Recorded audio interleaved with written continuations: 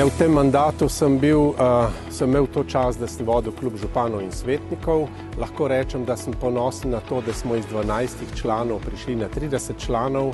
To je zagotovo velik uspeh, za katerega je zaslužna ne samo klub županov in stranka, ampak tudi naših odličnih 5 ministrov, ki so nam pomagali pri sodelovanju z lokalno skupnostjo. Ministri in cela vlada je razumela, da je lokalna skupnost zelo pomembna in zato smo lahko ponosni.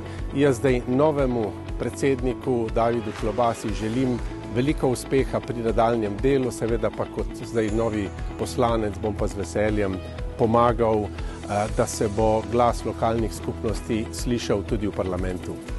Lokalna samouprava je bila ena izmed vedno močnih točk Nove Slovenije, ker se zavedamo, da s tem, ko krepimo slovenske občine, dejansko v praksi odpravljamo regionalne razlike in skladno razvijamo celotno Slovenijo.